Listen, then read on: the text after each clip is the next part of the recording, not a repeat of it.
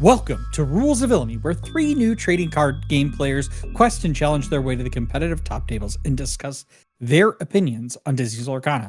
This is episode 23. This week, we'll discuss the latest news in Lorcana, answer your questions, and discuss the developing Azurite Sea metagame. I'm Villain Vince, joined by my two co-hosts, Villain Andy and the Mayor of Lorcana, Brad. How's it going tonight, gentlemen?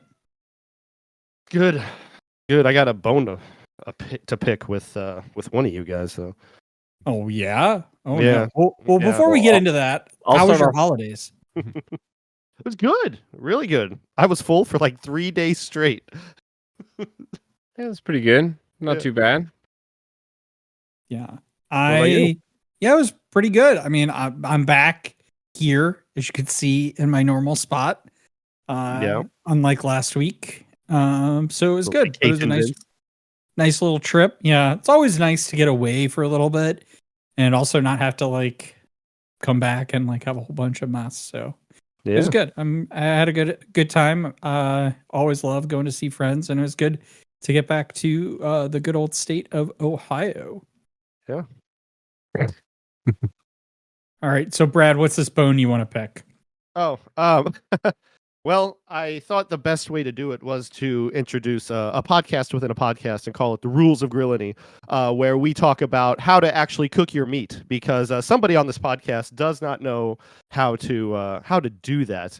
And just mess it. We had a poll. That person, I think that's where they are after I edit this. But no, mostly it's just an advertisement for our Discord, where we have fun conversations like that, and wanted to reiterate like that we have a fun community that we're building there, and had a day-long debate on how to cook your meat and turn it to this Rules of Villainy thing. And Andy apparently likes his steaks well done, and it caused so much controversy. Yeah, FDA approved, which is absolutely like that's absurd. It is like what you just want like a piece of char. Listen, I heard about this like secondhand on Monday, walking into the game store. I was like, you know what? I can't. I went into the Discord that night and I came and I read it all. And honestly, I wanted to post that meme, where like Homer Simpson comes out of the bushes and then goes right back in, because that's about right how I felt about the whole situation. But I was gonna say, do you eat it with ketchup? But of course, I know you don't, because you don't eat any vegetables at all, and you probably consider ketchup a vegetable.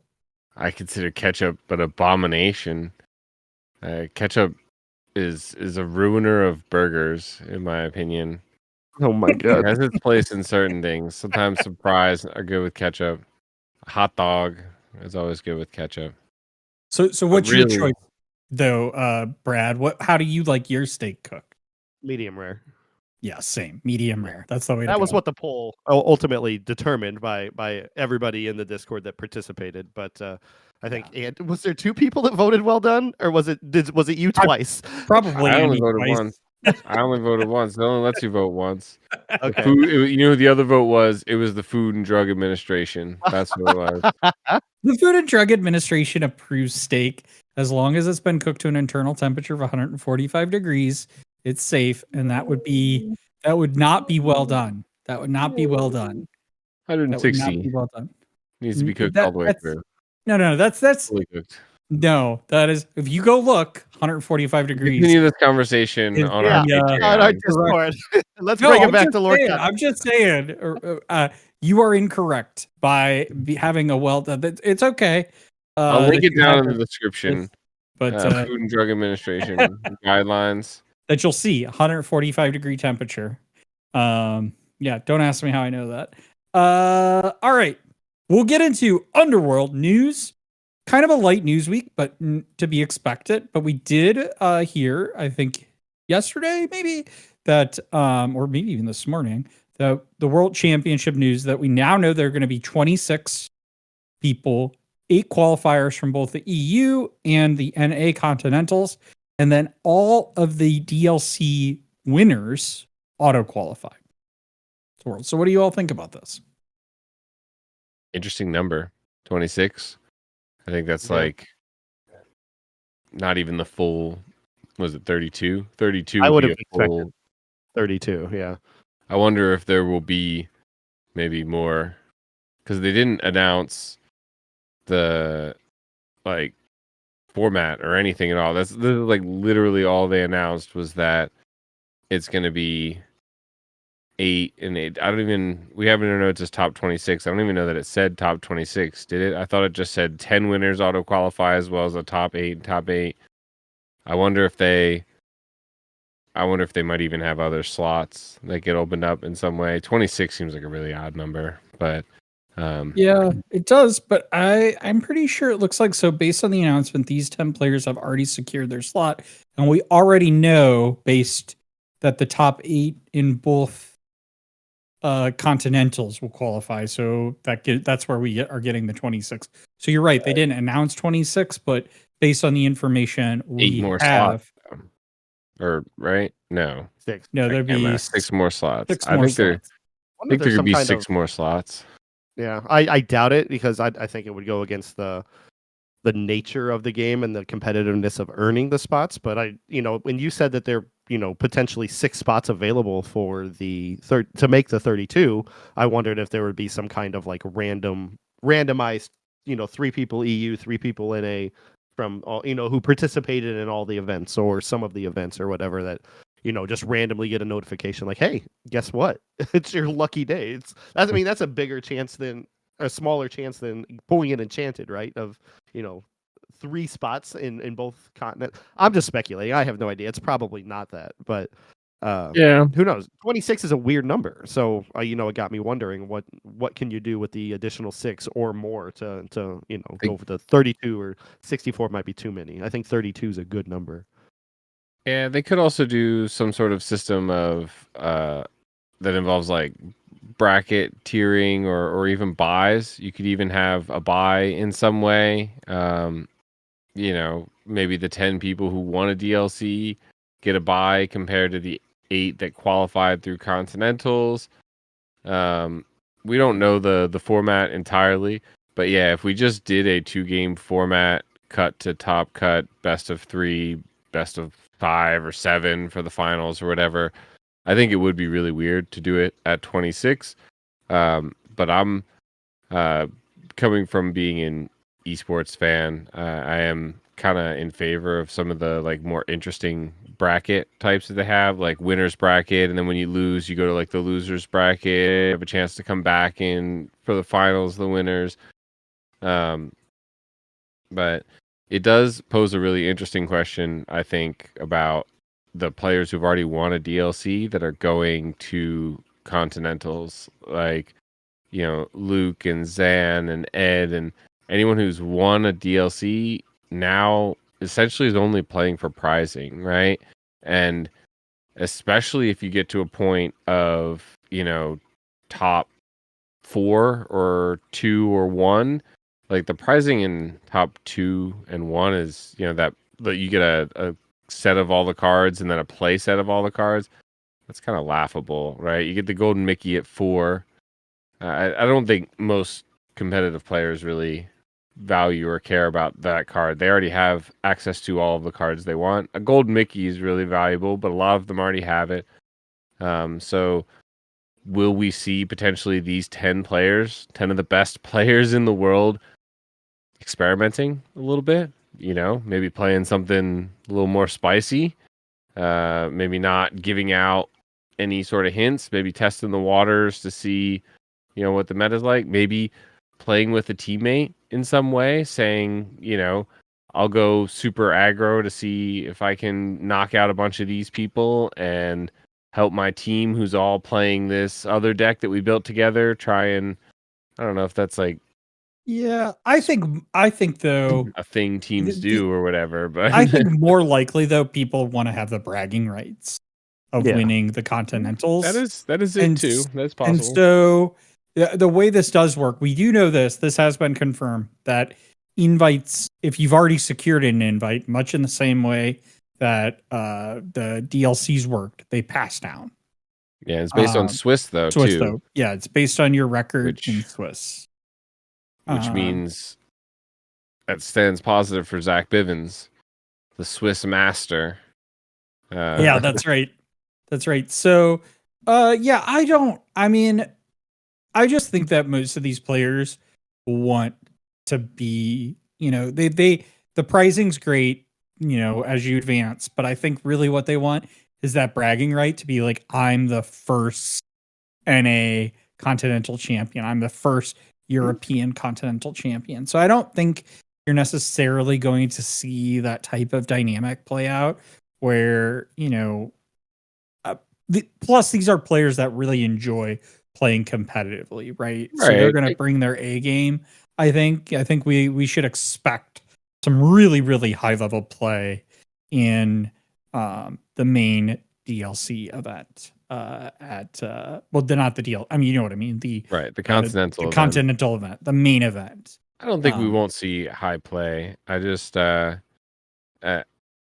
generally think that you're right. They play for the glory of it, but I think really like there's no they don't put in. I think Ravensburger needs to put a little more glory on the first and second place sort of thing.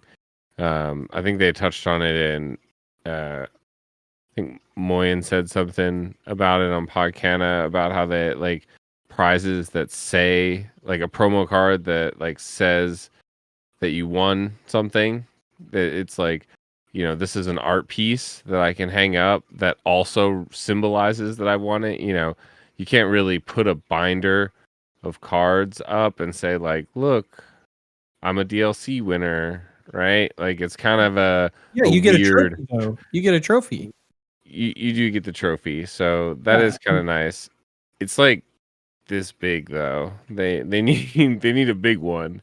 They need like a big old trophy of like Elsa, the bad one, the bad Elsa that they put on all the promotions of with the staff. I mean, that's fair. I agree. They do need to have some incentive for players to continue playing, which is why I'm a little surprised, I'll be honest. I guess it does make some sense that not everybody that has qualified or will potentially qualify to the Continentals has gotten a Golden Mickey, but it does kind of make more sense that maybe they would just keep using the Golden Mickeys for future DLCs until basically those are exhausted. Like those are, I mean, people are always going to want those, right? Like, I don't think it matters if that card is used for DLCs in the like top 8 pricing for the next few years. That's totally fine. But maybe they should have had some other card in its place that for players to play to that you could only get there. And I think you're right. There is something to be said that the first and second place, pricing and DLCs not necessarily great, although we didn't know. Like, I think now you would argue it's like, yeah, that first place is a big deal because now you get that auto qualified to Worlds, but that's brand new. That's not information you knew back then. And I think now the assumption going forward is like, not only do you want the bragging rights to get the like full set of enchanteds, but hopefully you'll get another qualifier to Worlds. Another secret bonus. Yeah. So it's a secret bonus. Like, you think winning Continentals, you'll get like I said, maybe there's buys. Maybe you get like an extra life, if you will. But I think a lot of this is speculative because we don't know what Ravensburger is going to do with the lessons learned from this year into the next kind of DLC season. And like, we've talked on not only on our podcast, but as guests on other podcasts about how we might want the DLCs to evolve a little bit, to be more people. And I think that will also change maybe how the Continentals and Worlds going forward will be. And there's also going to be another continent, right? Like, obviously, I imagine there might be Asia Continentals as well. So there might be 3 total Continentals going Australian on at one time. Yeah, all by itself. South American. And South American. Because they eventually, yeah, they're coming out with those as well, the Spanish cards. All right. Well, we spent a lot of time on that one news item. We're going to get into answering your questions with Constituents Corner, and I'm going to kick it over to the mayor of Lorcana himself, Brad. Hey, thank you, Vince. Our first question tonight comes from Alec from our Discord, and he said, "Hey guys, here's a question regarding the league, DLCs, Continentals, and Worlds. Like you all, I'm new to TCGs in general, so how does it all work? I'm confused on how the ranking is determined for Lorcana. I'm assuming local set champs don't affect anything, but what is the hype behind a DLC, and how does it work into Continentals and Worlds, if at all? It feels like conferences in football, like with the AFC and the NFC, where NA and EU are their own conferences. Continuing with the football comparison, the quote unquote last chance continental challenge seems like a wild card option to qualify for a big tournament. Please help me understand, with a melting emoji, which kind of amused me when I first saw it.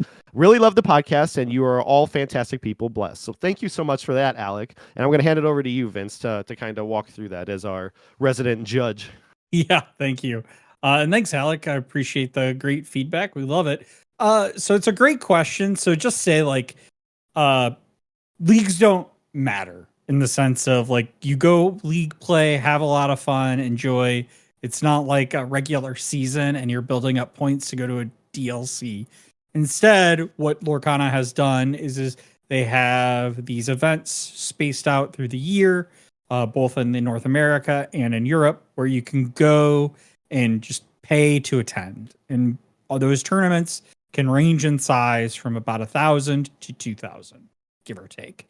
And based on that determines kind of pricing, but also the top 16 players in all those events get it is top 16, right, guys? I'm not missing. I think it depends 16. on the number of people. It's 8 or 16, right? Yeah. Well, I didn't know if the qualifiers matter. I know pricing matters when you have 2,000. I don't know if particularly if the top X number matters, of players from each. So let's top X number qualify to the Continentals, which we haven't occurred yet. The first are going to occur this weekend, right, in Europe. Yeah. And then next month around this exact same time, we'll have, well, not quite around this exact same time, but similarly, we'll have the North American Continentals. And there you will be basically, I think it's the top 8 in both of those. I mean, I just said it is the top 8 in both of those. We'll then qualify to Worlds and we'll crown our first World Championship and champion in Lorcana. So really the kind of, if you want to go back to your football analogy, going to a DLC is kind of like the regular season play, right? You're playing amongst a whole bunch of people, but in this case, you're kind of in one mini season and you're trying to get that one qualifying spot. And then if you don't, you're right. You had this really great analogy is like this kind of like wild card spot. The last chance qualifier at the Continentals gives you an opportunity to get into the main kind of event at Continentals. If you didn't make it, they're going to do pods of 32 people and basically they're single elimination. Yeah, Brad, do you have a ad there? No, I was just saying I thought you were going. I was miming that one single person from those 32 pods is going to advance. Yeah, one person, and it's single elimination, and they'll be able to then get into the last chance qualifier. So it is kind of a long shot, but that's kind of how the whole kit caboodle works. But as far as regular league play, it's not like you accumulate points. DLCs, you don't accumulate points throughout the league to try to qualify. There are some TCGs that do that, where you can go to a bunch of events and based on your standing in those events, you can acquire a bunch of points and that'll get you to, whatever version of their Continentals or Worlds are. Lorcana doesn't do that. Lorcana instead has kind of beginner events that we call the Disney Lorcana Challenge, and that's how you kind of advance up the tree. Do either of you have anything you want to add? To be fair, I was gonna say, to be fair, I think the LCQs actually have a similar like odds, actually better odds to getting into Continentals. If you think about it, in a DLC, you have to win basically 5 games in a row, all 2-0, and then you can tie out, and that gets you day 2. But then you still have to win at least 2 games in day 2 to qualify. In the 32 man pod, you just have to win 5 games. Boom. Win 5 games in a row, they crown you champion, and you move on to Continentals. So that's actually pretty nice. LCQ is a Arguably, pretty good it'd be deal. even easier though too, because a whole bunch of people have already qualified that are quote unquote the best players that you're not going to be paired against in that Very last true. qualifier. So there is an argument to be said that it's not only is it easier math wise, it's just easier because the event doesn't have a whole bunch of the top players in Lorcana.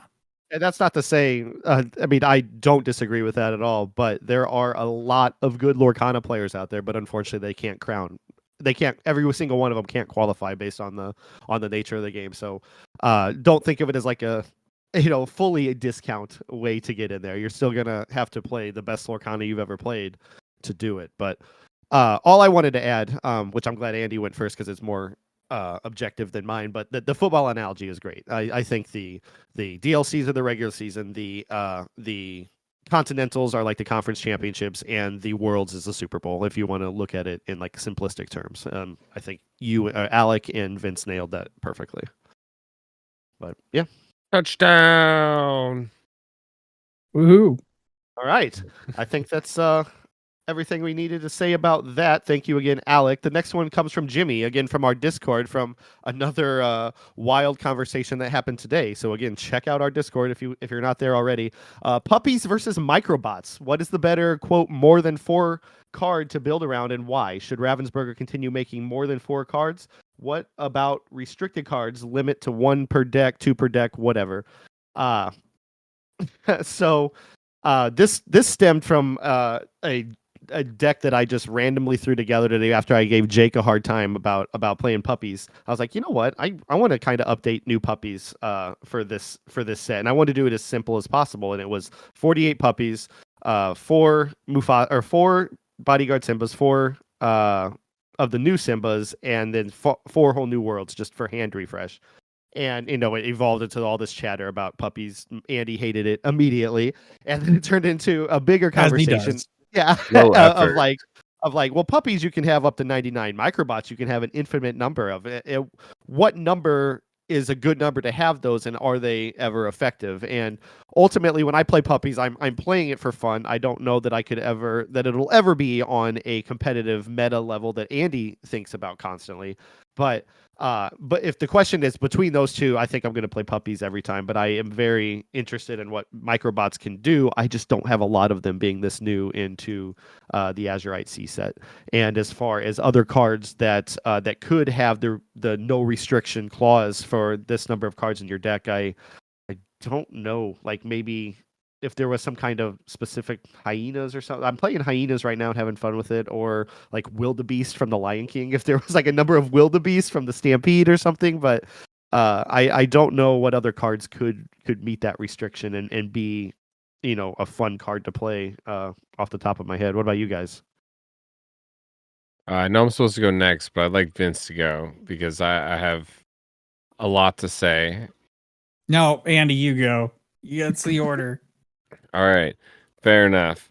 I think that both microbots and the puppies are essentially unplayable. Our conversation ended up boiling down to that a lot of the cards surrounding the puppies that we got in the sets with puppies that you're like, these would work great with a lot of characters like puppies, 99 puppies, Perdita, Pongo. They benefit off better characters than the puppies. The puppies themselves are inherently not great. Same with microbots. Like, you could have so many of these, which this is a tangent we have to go on, is you say infinite number of microbots. What is the mathematical limit of cards that a reasonable human being can hold and shuffle in their hand, which is really the equal maximum amount of microbots you could have in your deck? So we need to get someone like Shaquille O'Neal, big hands, and we need to just get like a lot of cards and see where we are maxing out on our microbots amount. But once we get that solved, we can actually move on to the real problem is that many microbots, all it does is it just shrinks your people's strength. Like, it doesn't really get you anywhere. And that all brings me to the point that I think that is for a reason, because more than 4 of these cards is not great. if you have a card that is too good and you can have more than 4 of them, it will very, very quickly snowball into being a really bad problem.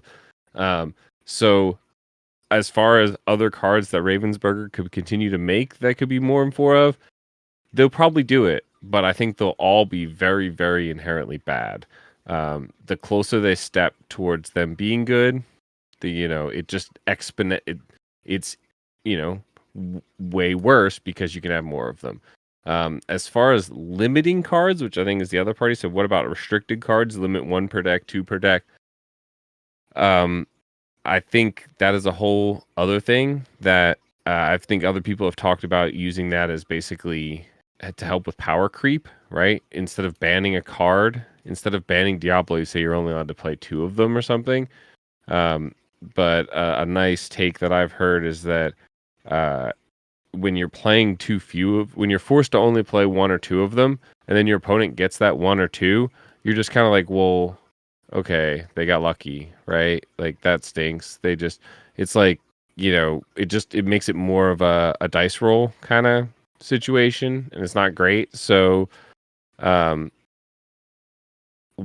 I think they'll make them? Maybe, but I don't think inherently cards that if they're really powerful and then they just say, oh, we can only have 1 of them in your deck, I think that's a disaster waiting to happen, right? Because then if I find that, then again, it's another one of those things you get really close to the line, right? You can't have it be too good. So, what about you? Yeah, so to answer the question between puppies versus microbots, which is better? Puppies. There just aren't that many microbots. The second thing is Ravensburger, please, if you're going to allow us infinite number of cards, print more of them so that we can get more of them. Like, I don't want like 6 puppies in a box and like 2 microbots in a box. It might be by design though too. Like they say you can have up to 99 thematically, right? But like realistically, you don't want to run 99 puppies. But or any. I mean, I do. What are you talking about, Brad? Speak for yourself, sir. Well, but anyway, a 40 card one. So that's where I stand on that. Is that also like we don't know where this is going? Are there going to be more microbots? Are there going to be more puppies? And I certainly think this is something they'll do to make fun thematic decks. Do I think we'll ever see this be a meta play? No, not really. That's just not the type of thing that other games ever see in meta plays, really, for the most part. And then I think the second component, I think Andy answered this best, which is that I really see Ravensburger doing like limiting amounts of cards? No. Just because like I think that is fundamentally harder to do than to allow folks to run more cards in a deck. And I also just don't think it's a good way to stop power creep. I think there are better ways that other games approach to handle power creep. And, it also just makes you think about like, do I really then want to use this card at all in the deck? So it could make a really good playable card, and if you can only play 2 of them or 1 of them, it's like, okay, well, maybe there are better cards that can fit all 4 spots. Like I think about, it's like if you could only play 1, Fox, would you still play Fox? Yeah, 100%. Maybe. Oh yeah. Maybe. Why wouldn't you? I might just play 4 Genie instead. Or I play 4 Genie and 1 Fox. Fox. Are you talking about Rabbit? Do you mean Rabbit? I'm talking about Rabbit. Okay, That's yeah. I was Rabbit. like, the answer's still the same, right? Things. Yeah. The answer's still the same, though, right? Like, if you're telling me I can only run 1 of a really good card, I'm still going to only run of that card, right? I don't know. Maybe you do. I mean, I know you will, but I'm saying I don't know that I would. Which is a fair discussion anyway. Let's flip the discussion. I think I see where you're coming from here, because those cards are supporter cards. The idea of like Diablo, if you could only run 2 Diablo, would you still run Diablo? Because you need to get the Diablo in order for your combo to hit. You don't really need the rabbit, right? If you limit my rabbits, I'll just still play rabbit anyway. But something like Diablo is where the question comes up. Like, does that become still playable if you can't reliably hit your combo. That is certainly, I think, a better example. To illustrate that. And I think the answer might become, I mean, you might be right. Like, no, it's not, right? Like, Diablo just goes in the bulk bin because like I can only play 2 of them. But then again, like, I think those are cards, like, right, that becomes a debate on, like, what cards would you then do this restriction on? And I just think, like, again, I really don't want to see Ravensburger do this, and B, I just don't anticipate that it's going to happen. Fair. All right, let's move on. The next one's from Captain Inkswell from Steven, also from our Discord. He wants to know which best deck in the format, quote unquote, from each set do you think has been the most dominant and hardest to beat out of the first 6 sets? And I'll pass that over to you, Andy. I guess we have to define what the best decks are, right, for each set. But yeah, that would be the first question. But like, I'm gonna ignore like set 1 and 2 because it's really hard to be like, oh, most dominant there's only 2 decks really in the first set, and then there's only like 3 or 4 in the second set. But for me, most dominant and hardest to beat are two different stories, right? I think the most dominant deck, I think I'll steal everyone's answer here, is probably Bucky. The Bucky green steel deck was incredibly rampant, very oppressive, and for most people, one of the, hardest to beat. I personally, like, I don't want to say like, oh, it was so easy for me, but we spent so much time trying to beat Bucky in the green steel that I felt like that was it became more comfortable later, and I had great success against it, in my locals and things. But the hardest to beat, in my opinion, was probably the green steel that followed it, the Zan green steel, which honestly, you can't beat it, join it. So I started playing it, and then honestly, it was still incredibly hard to beat. The mirror match was one of the most brutal, grindy of the matches, and it became very difficult to just be the target of everyone. But yeah, so it would be green steel, but Bucky and then Diablo version, I guess. So yeah. By you, Vince. I think the most dominant by far of deck, or if you will say, would be Ruby Sapphire. I think is probably the one that saw the most play, especially when you look at like statistics at the DLCs. Maybe even arguably Ruby Amethyst is one of those decks that's probably been one of the most dominant in the format since set 1. And it just seems to never quite die, which is fine by me. I love that deck. Sure. And I was talking to Teddy today about it, and then because he was playing it, and I was like, it's one of those decks that just has such good cards that it really doesn't need a ton of cards.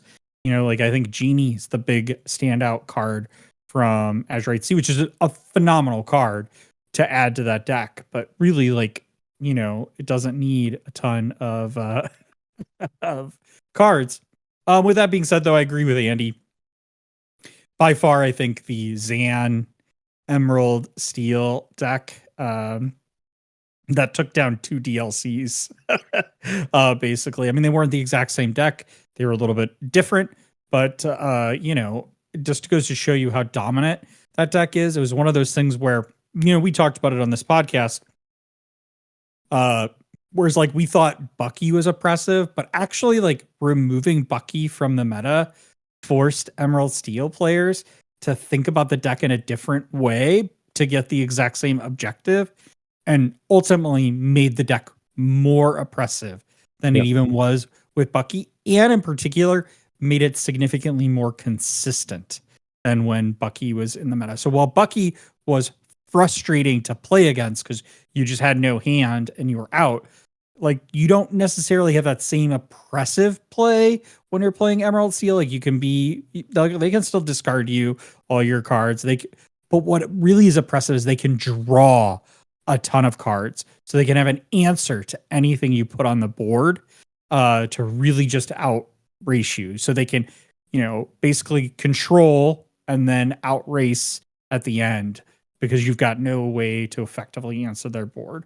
Whereas like one of the strategies in the Bucky meta, right, was to, try to hold cards so that you could like get to something like, say, a be prepared and a board clear and hopefully reset, because then they would also be at a card disadvantage as well because they couldn't consistently draw those cards. That answer doesn't exist in that Emerald Steel, right? Like, you got to be prepared. You save yourself a turn, right? Like, and then you're right back where you are. Have Ursula, because you've got like 20 cards in hand to do it. Yeah. So that would be my takeaway. What about you, Brad? I'm basically going to parrot what you guys said, just in a different way. Like I thought about Ruby Sapphire and realized, well, as present as it is, aggro, can just outgun it, and so I scratched that one off. And then Steel Song's been around, like Andy said. Steel Song and Ruby Amethyst have been around the entire time and been really good, but mostly, you can deal with them in different ways. But yeah, it goes to show the Emerald Steel, both versions of it. It leans into the adaptability that they talk about the emerald color representing. You say they take out Bucky, okay, we adapt and we make it even harder to beat. And that, yeah, Andy said it best. He's like, I'm going to take both your answers. Like, Emerald Steel is going to be the answer here for all three of us. It's been absolutely insane, and I still kick myself because I feel like I missed my window of chapter 1. I was playing Emerald Steel and I fell off it. Chapter 3, I came back playing an Emerald Steel with the Beast OTK. But then when the Bucky and all that stuff came, I was like, I don't have any interest in playing that because it's so mean. But it wins championships, right? So, yeah, that's where I stand with that. My answer is, yeah, Emerald Steel is the top tier of those, meta decks from all 6 sets. Any last words on that one? Long live the bird. Live the bird. Oh God, that's a controversial stance to take in this community. We'll move on to Bucky. Hashtag unban Bucky. All right, we got one last question here from Martin Karp, also from our Discord. Thank you everybody for asking these this week. He asked, it's not TCG related, but if you had to replace the entire cast of a movie minus one character with Muppets, what movie would it be? And he said he would forever pick Jaws. So Vince, what's your movie? So I'm going to pick a movie that Disney actually did acquire in the Fox purchase, the 20th century Fox acquisition. And it is a quite timely movie too. Die Hard with the Muppets. who you keeping as the human? Oh, Alan Rickman. Yes, yeah, as Hans Gruber. As Hans Gruber, right? Because one, it's a holiday movie, right? We can all agree that it's a holiday movie. It is a Christmas movie. I will fight anyone. Christmas one of movie. the best. One of my favorite movies. I watch it every year during the holiday. And yeah, that movie would be hilarious with all Muppets. And it's really too bad that Alan Rickman has departed this earth too soon. Too soon. Yeah, he's fantastic in every role. I'll take the next one. Were you done? I'm sorry. Was that no? Go on, please. I deliberated a lot. I found a bunch of funny ones, but the one I landed on was more recent. I chose John Wick and keep Keanu Reeves. Big violent action quadrillion. I think there's 4 of them now of just big action movies, but everybody's Muppets, but Keanu. Yeah, but there'd be a lot of like cotton flying everywhere instead of like blood. I initially thought Kill Bill, like Quentin Tarantino, just for the big fight scene in the first half, right? But I ultimately thought Keanu would be a good counter to the. You don't want to see Miss Piggy's feet. You don't. Oh, come on, come on. What about the dog though? What's his name's dog? John Wick's dog, right? Yeah. Yeah, but that's have human, him be not a human. Oh, we'll have the dog be real and everyone be Muppets then. Then we have no movie because the dog, spoiler alert, doesn't make it. What? The dog doesn't make it? Sorry. What about you, Andy? What movie did you pick? Honestly, I think like the premise of the question exists because the answer is always a good answer. I don't think there is a bad answer. And in fact, I implore our listeners to comment down below. Tell me a movie that wouldn't be better with all of the characters minus one, or all of them, or any turning into Muppets, because I really think we're missing out on like more Muppet. You know, we got Muppet Treasure Island. We need like, you know, Muppet Die Hard. I think I don't really have an answer. Vince made me think Christmas was a really good idea to go off of. So I would say National Lampoon's Christmas Vacation. But I would say we gotta keep my boy Uncle Eddie. Yes. we gotta keep Uncle Eddie. Yeah. All right. By the way, though, I would have Kermit play oh my god. What's his name's character? John McClane. John McClane, thank you. Yeah, come on. Kermit Come would on. be John Favorite McClane. movie. Yeah, I know. Bruce Willis, my favorite right? movie? Yeah, I know. But yeah. All right. Well, that was fun, guys. For everybody listening, thank you. If you'd like your questions answered by the villains in the future, be sure to comment on this video on YouTube, our socials, or join us on our Discord where you can comment in the Constituents Corner channel. And I will kick it over to you, Vince. All right, thanks, Brad. And now to our main segment to talk about the meta. So, the first question I think I have for you guys is, what are you all currently testing? And let's start with you, Brad.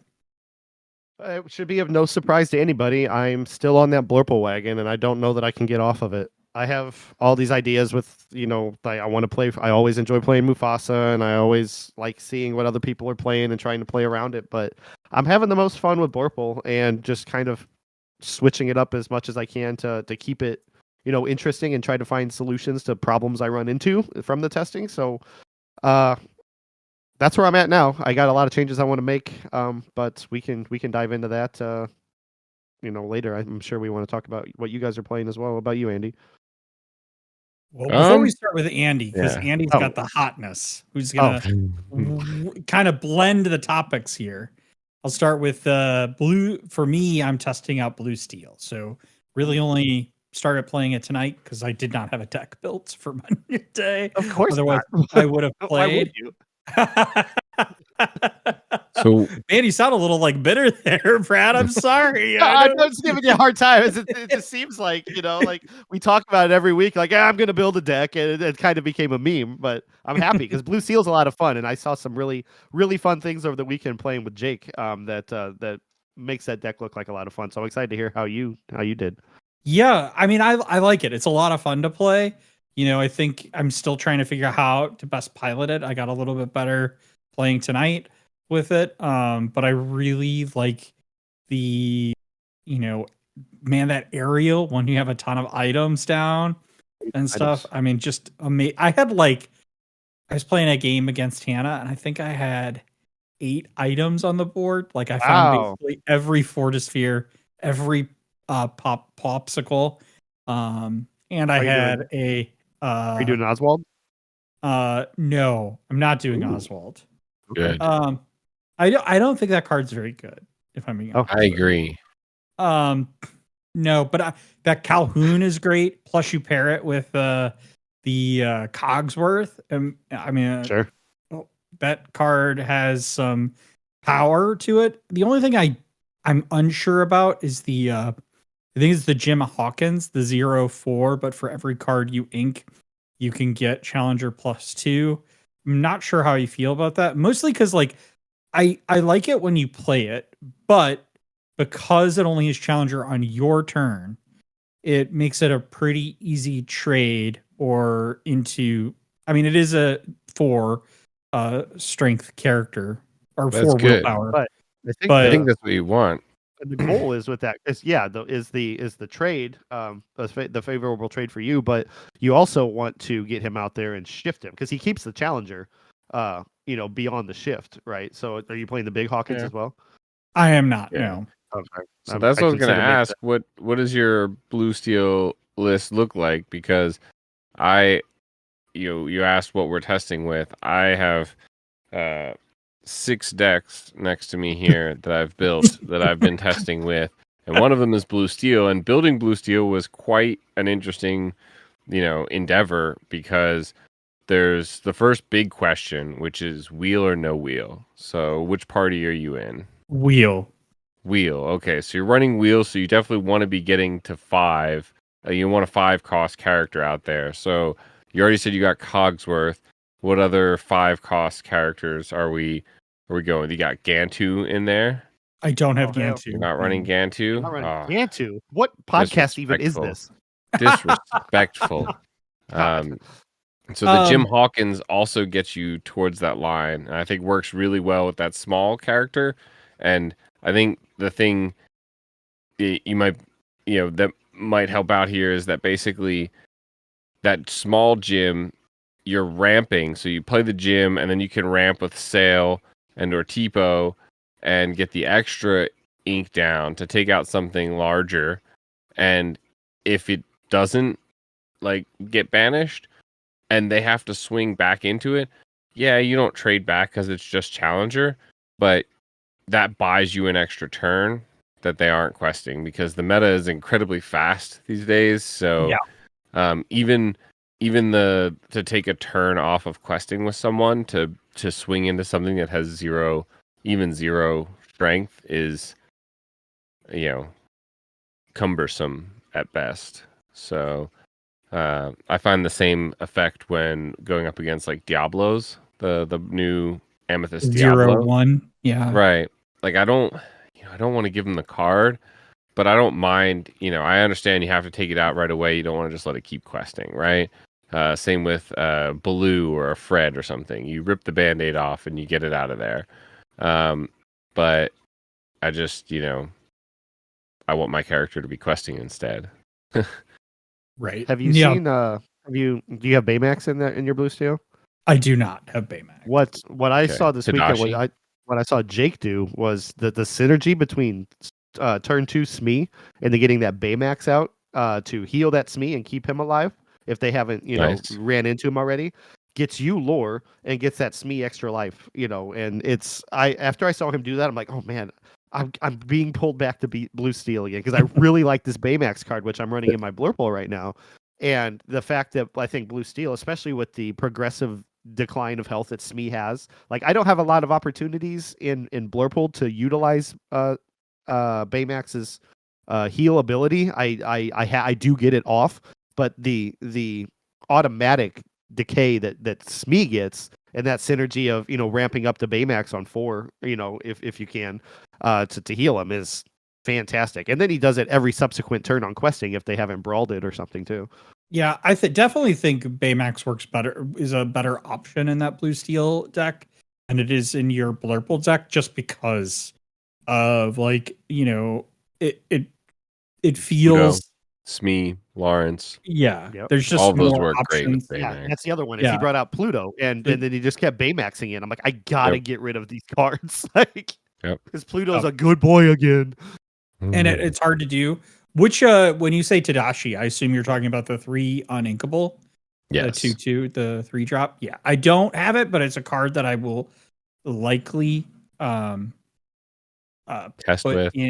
Test with Alice. Running Alice. That's the big change I'm making. Is I think I'm taking Alice out and putting Tadashi in. Okay. Just to see how that works. I do like the ward. No that Alice in my deck right now. I honestly so of the new cards in the meta right now, not in the meta, but in Azurite Sea is Calhoun is in the deck. Sail is in the deck. That might be it, actually. That's really it. No Pluto. No Pluto. Jim Hawkins, obviously we said. Jim Hawkins. No big Jim Hawkins, but though. No big Jim. That's interesting. Yeah. What's that? That's interesting. Small Jim, but not big Jim. Yeah, the big Jim I think is very valuable there. Uninkable count is the problem, right? So I'm running. I have mean, although I do have Fishbone Quill, I don't love that card. But yeah, I don't know. But anyway, we can talk more about this, but I'm really curious because Andy says that he has found the best deck in the format, which kind of ties into the next question of Spicy's deck. So what you got, Andy? Well, so like I said, I've been testing blue, sapphire steel. I also have a ruby sapphire I've been testing. I've got amethyst steel. I've got ruby amethyst, the regular version, not the burn version. I've also got amber sapphire because you shouldn't let your memes stay dreams, or other way around. Yeah, you know what I meant. And then I also have Steel Song, Amber Steel, the Karsten version, as opposed to the more Bivens DeCandio version, which drop a little bit more of the songs and go a little more heavy on the aggro. And I've also been testing out a very Artifacts-esque Emerald Amethyst list. I think that's all the lists I've been testing out. I've been meaning to get a few more in there. No blurple representation. But you think that Emerald Amethyst? I do. I think that Emerald Amethyst, and I played a bunch of games against my wife, Kirsten, and I kept winning with the Emerald Amethyst list, and she switched from her ruby amethyst to an amethyst, from amethyst steel to ruby amethyst, and then from ruby amethyst to steel song to play that one. And then I even got her to play sapphire steel in one game, and she wasn't having any of it. She wasn't having fun. The emerald amethyst was winning, so we switched it up, and she started playing it. And I couldn't win for the life of me with a bunch of these different lists. And honestly, the deck does a lot of things really, really well.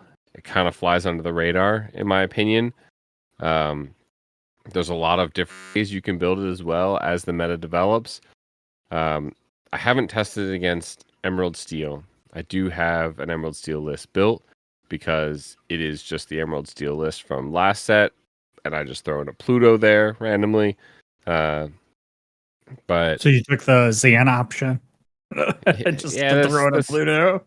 That's the Emerald Steel that I feel is doing the best. Even who's the other person running it in the LCCC? Is that Dale? I think he's also running an Emerald Steel list, but it's also very similar. Like I think Captain Hook is back in there as well for the early game aggro. But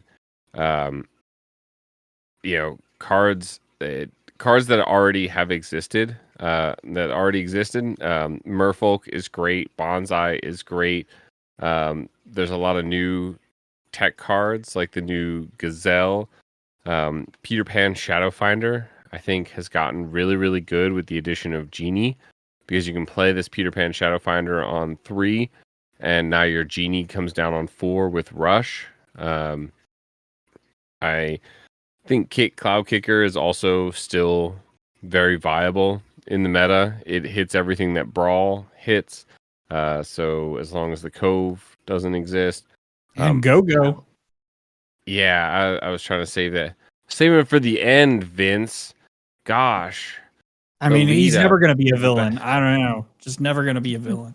Elsa, Fifth Spirit, just such a good card, especially because the game has gotten, I think, lower to the ground. People are going faster. Elsa exerts these unexerted threats and can take them out very easily. And is invasive. It's really annoying. And then there's some other cards in there that I'm not entirely sold on. Clarabelle, Big Ursula, big Ursula. Yeah, the biggest Ursula, Vince. It's just not happy. I'm just going to say this. The cards have sub names to them. I don't remember exactly what it is. So it wouldn't even matter if I told you. No, I'm just saying I don't know what they're called. Oh, I'm saying that they have additional names on them. Name. Yeah. He's talking about Sea Witch Queen, the purple. Yeah. So is that what it's called? Yeah. Okay. Yeah, the big purple one. Not entirely sold on it, but the big Genie, purple one. great card. Yeah, I'm so done with you and your cards. We're on set 6, man. We're gonna be on set 11, and Andy's still gonna be. Both of these guys are gonna be like, yeah, big Sisu and big Urs, big Scar, medium octopus lady. Yeah. But Crab also back in style, I believe, with the new one cost Diablo 0/1. You can trade up with a Crab on turn 3 and still get the card on banishment, which makes it a little nicer in my opinion than like a Chernobog's or a Broom.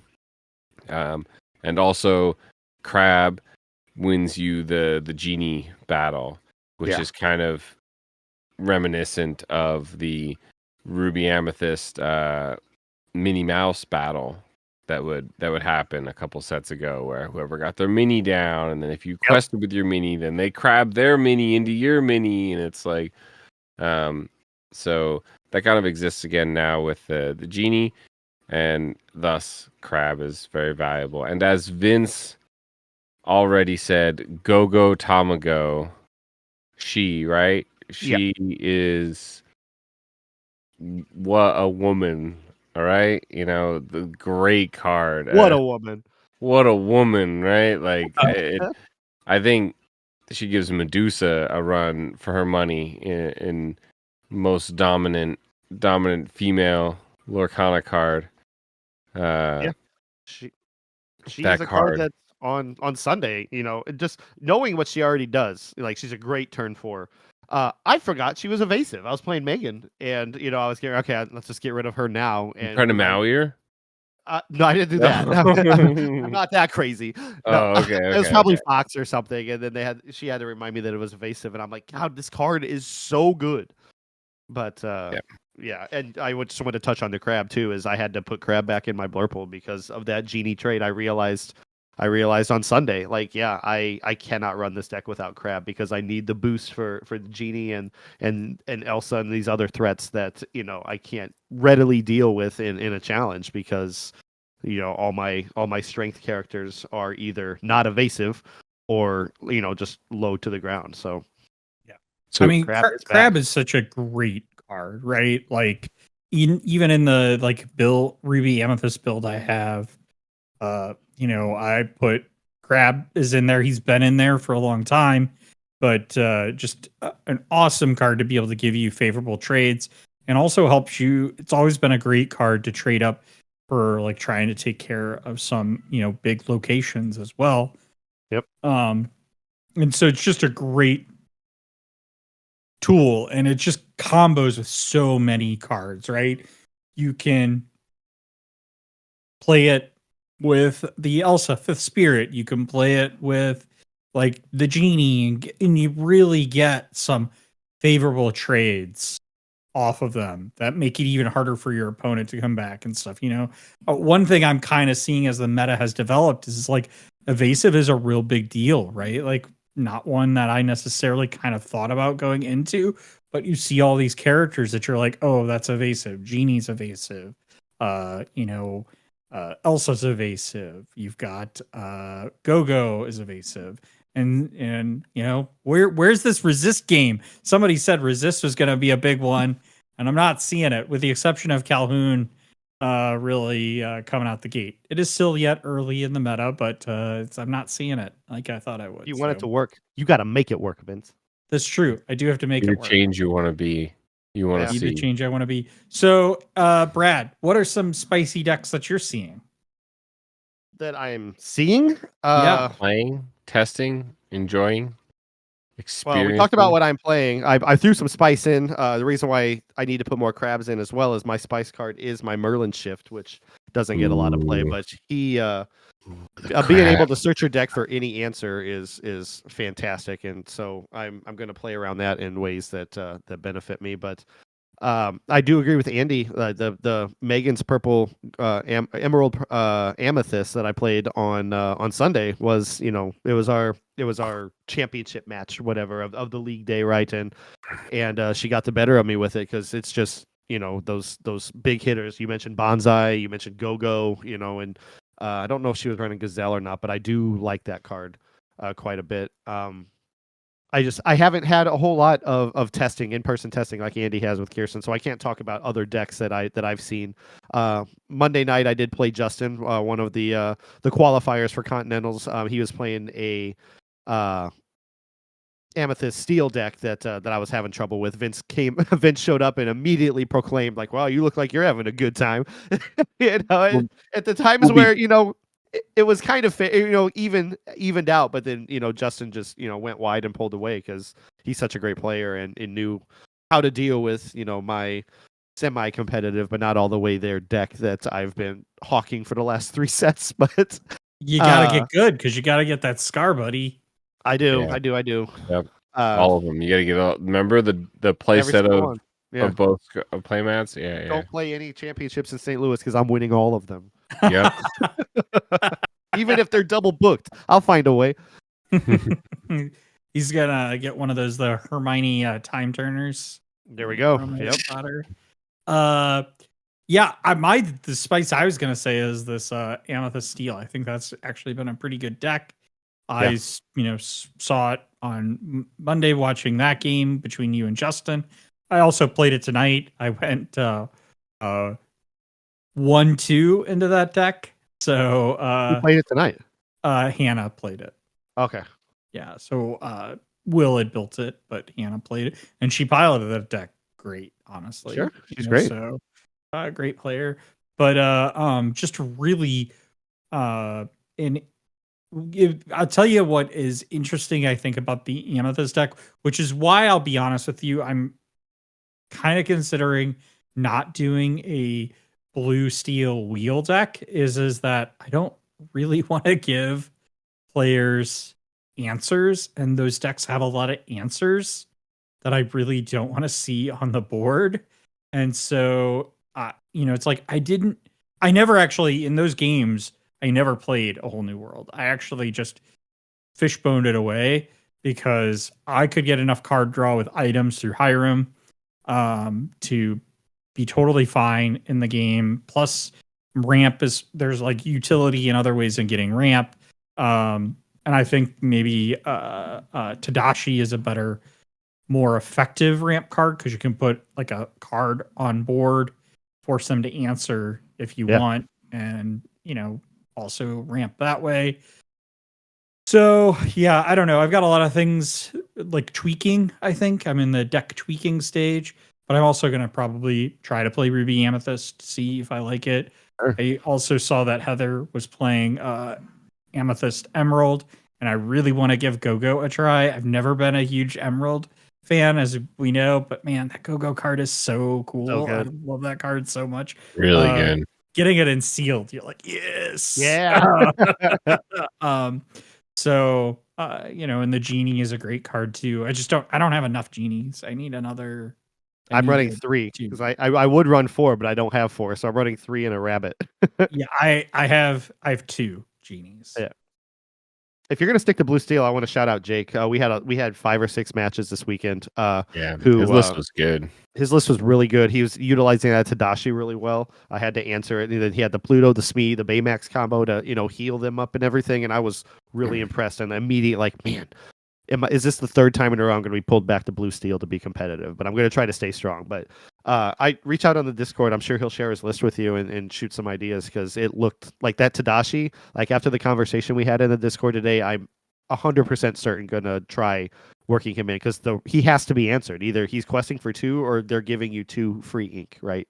So, it's kind of a wonder why he's not in my deck already. But I really wanted to utilize Alice. I like her quite a bit because she's, as we talked about last week, she's fun to quest on 3 and stop the genie from getting brawled, with the ward that you lose the lore that the other character would quest for, but you're protecting your genie from immediately getting removed from the board and guarantee at least 2 lore or something from it. So but yeah, we had a long conversation on the Discord today, and the I think Tadashi is the answer for almost at least our blue decks. I don't know about Ruby Ruby Sapphire, but he seems to have a place in Blurple and Emerald. Or I can't get the colors right. I just want to say blue steel, Sapphire steel.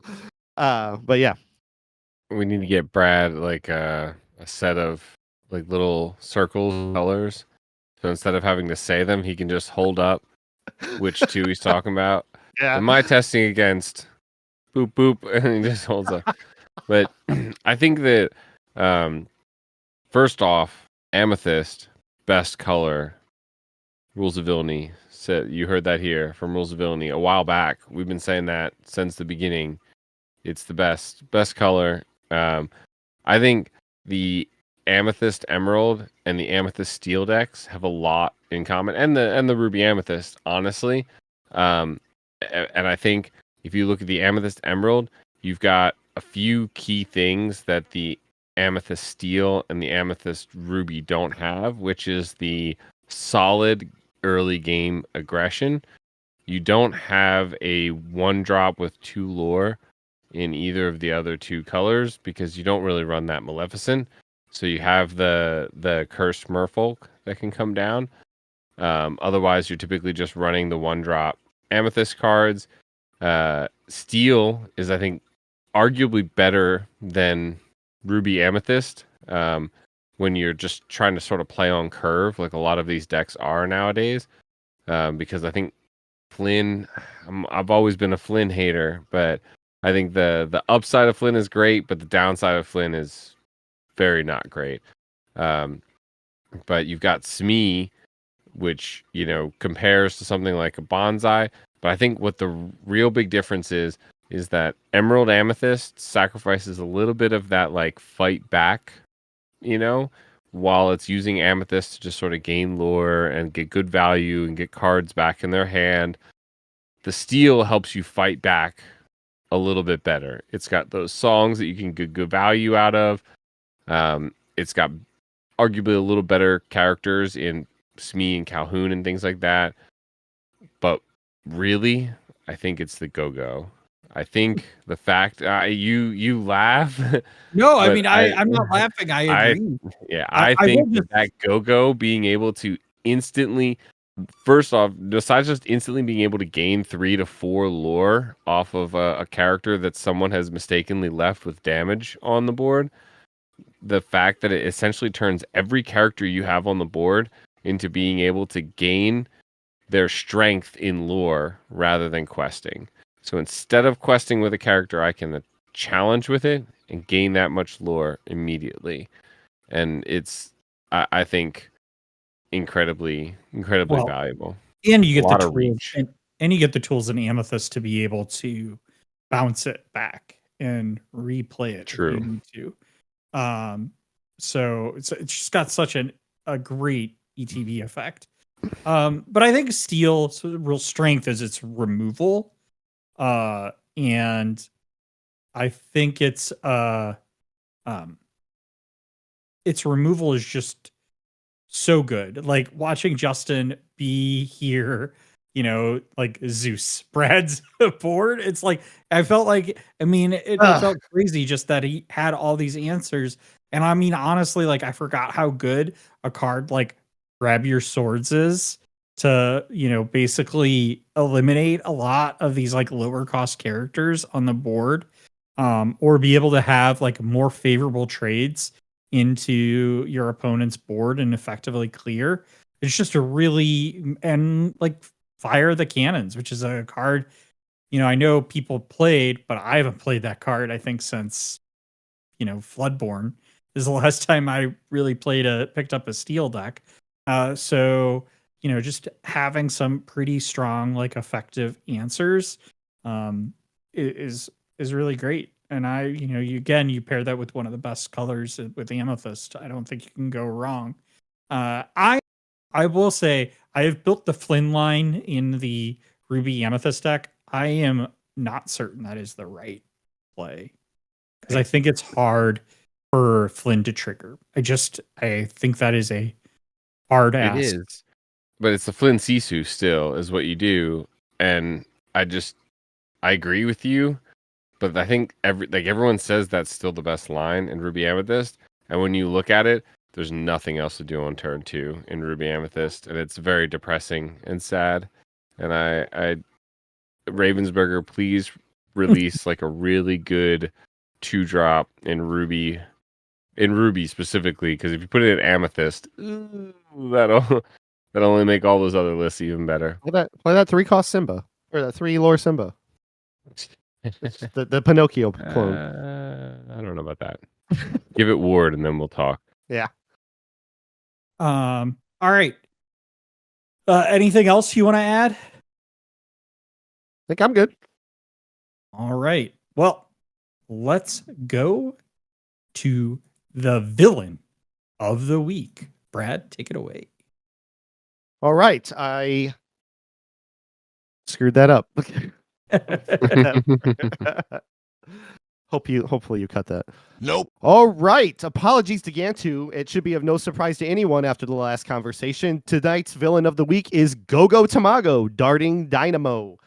She is from the Set 6 Azurite Sea. She is a 2-cost inkable emerald rare card, storyborn hero inventor with 2 strength, 2 willpower, and quests for 1 lore. She is evasive. The ability is Stop Whining, Woman Up. When you play this character, you may pay 2 ink to gain lore equal to the damage on chosen opposing character. Art by Alex Accorsi.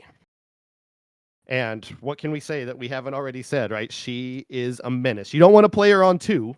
You want to play her on 4 when there's damage, when you can but pay the extra 2 ink to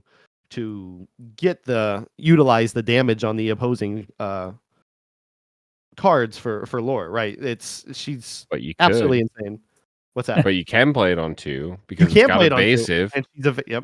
And it can be crabbed to take out an opposing Diablo if necessary, or you can just quest for it for a little bit and then bounce it back when you need it again to play it.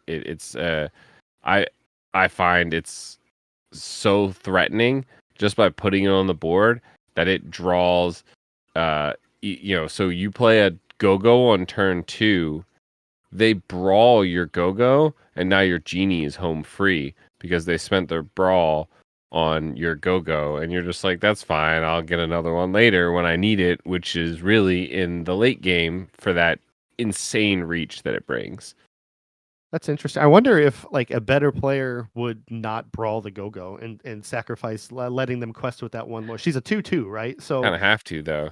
Kind of have to if you don't have an evasive answer for her. But that's the bringing back to what I said, where like I don't think I ever want to play her on 2, but if you're looking for that early aggression, then I guess so. If you can bounce her, absolutely, because then you get it back. I want to touch on Vince mentioning sealed, getting her in sealed last week or whenever we had that last sealed event at Fortuna, where like I think 3 of us got her and we were all excited because we're like, "Ooh, this is a great sealed card to utilize," and I absolutely did. Well, Brad was like, "Why are you playing it on 2? I did say that. And like sometimes you just got to play the cards you got. You got to play to the board that you have. And I honestly don't think it's like it's actually bad to play this card on curve, because it's evasive characteristic makes it pretty hard for your opponent to remove. And like as Andy said, there's actually a cost to removing this. I think probably the lowest cost is probably fire the cannons. Yeah, pew pew pew. Here we go.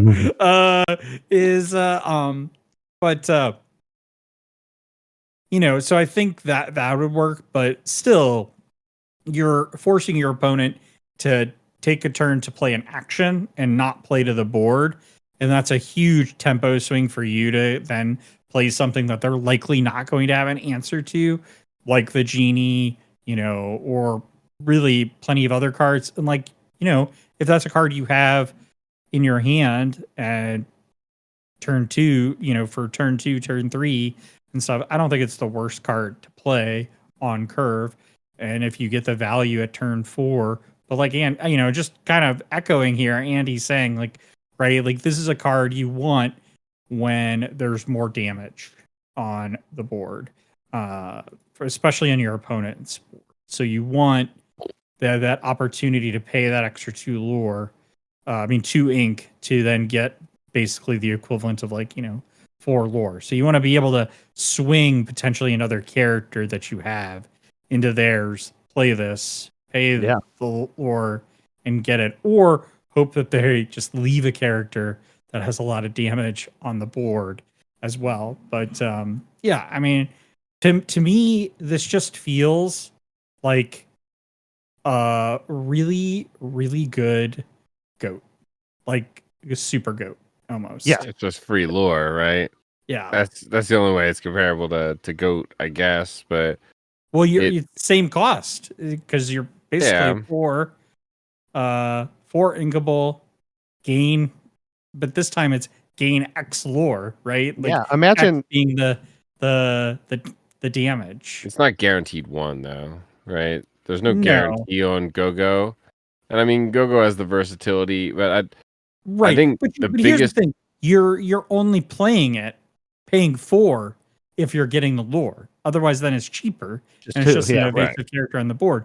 So it's not like you're playing a 4 cost character and just getting nothing. It's if you're paying 4, it adds the equivalent of Go. You're getting it would be a way worse card. You're getting a better effect, or at least equal effect to Goat. Right. Yeah, and imagine like one of the scenarios, like when you're playing her, is like they got an exerted Hiram, you run your goat or your fox into Hiram and then play Gogo. Right. That's 4 lore for 4 ink. But I think what even Gogo does entirely for just the entire meta is like people are now have to be aware that she exists, especially when they're playing Emerald. So like they cannot leave damage on their board. If you're playing Emerald, I'm like, okay, I need to bounce that fox, or that I need to bounce that Elsa that has 3 damage on her, because Gogo can just come out and eat that. It goes beyond that too. But you're absolutely right. It's the threat of Gogo that really is going to drive a lot of the decision making in these games, because it's not just I can't leave damage on my character. You want to make clean trades, but you also can't potentially leave a character exerted to put damage onto, right?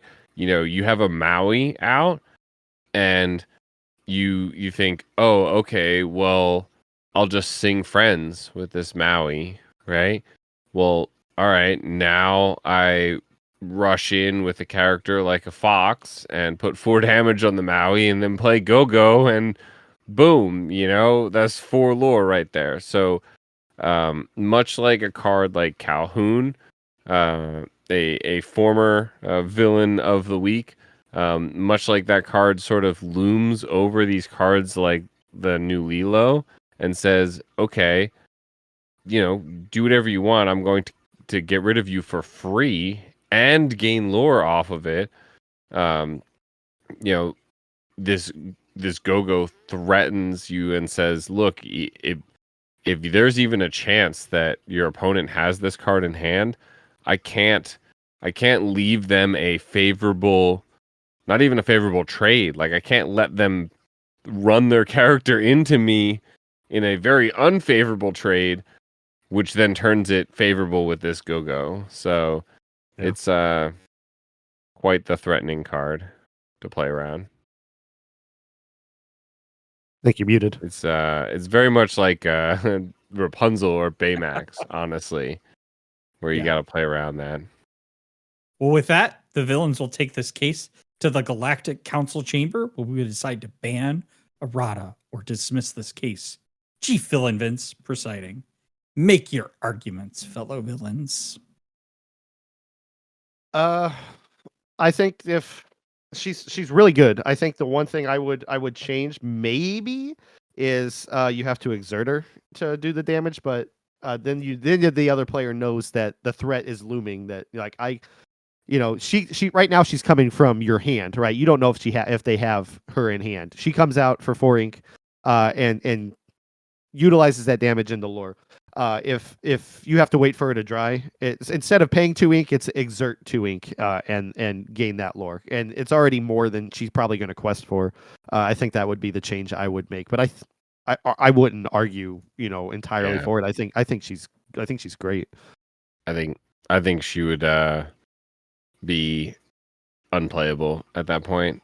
The ETB effect, the on play effect, is really what makes Gogo go, in my opinion. But if you make it a tap effect and require them to dry, then ignoring all the like, oh, they've only got 2 strength and they can just be brawled and all this stuff.